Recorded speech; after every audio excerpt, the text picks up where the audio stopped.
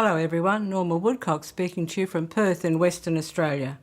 I'd like to speak into the fifth Sunday of Easter, Year C, and the theme, So Messy. John 13 verses 31 to 35, we have the scene of the Last Supper.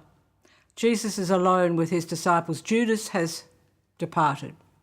Jesus is going to the cross, and he gives his disciples a new commandment, to love one another as I have loved you. I'd like to read a very beautiful little piece that I came across.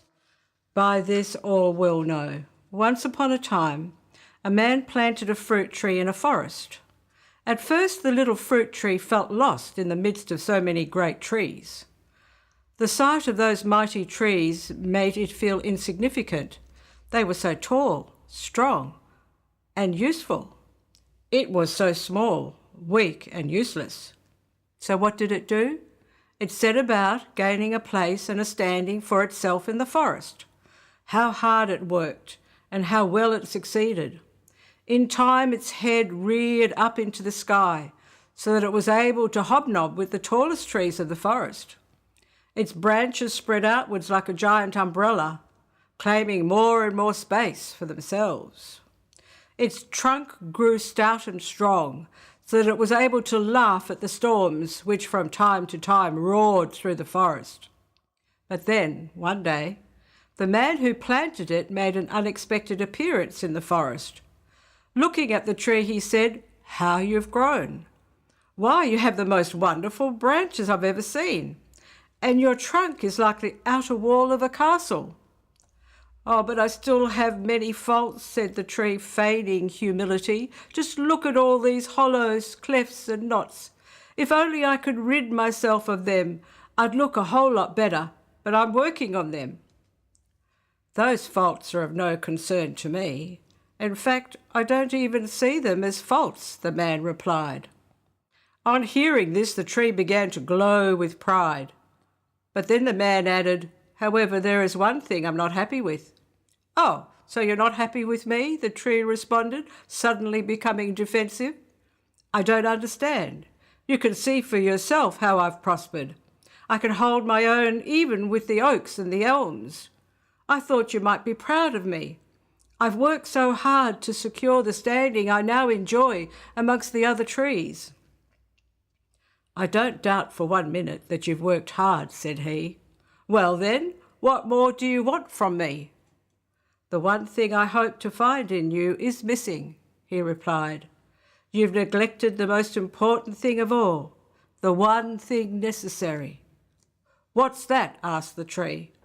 "Fruit," came the reply. "You are not a pine, or an oak, or an elm. You are something far rarer and more precious. You are a fruit tree.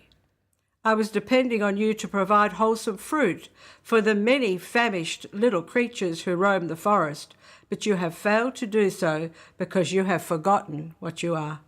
You have become just another tree in the forest." The one thing Jesus has commanded us to do is to love one another. You know, I say to people in my office, and when they say it's hard to love, particularly people who have hurt us, it's hard to love particularly the people that we live with, and I say to them, all you have to do is try, and God will do the rest. He looks at your heart. You know, I have to share in my up and down life.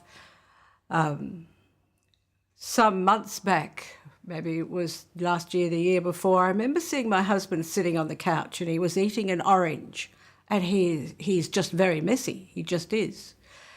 Do you know, I just felt love. I felt I wanted to cry because I just felt love for this man sitting there dripping orange juice all over the place, but enjoying it so much. Now, how did that happen if not by the grace of God? And so I want to encourage you, don't let this teaching pull you down, but let it lift you up, because all you have to do is try and He will do the rest. I hope that story touched you and that you will allow yourself to be transformed. I'm still on a journey. I'm not there yet. I still get cranky with my husband sometimes for other things. But you know what? I am feeling love. And I know that it's with my willingness, but with his love in me flowing out. Bless you. Look forward to meeting you again next week.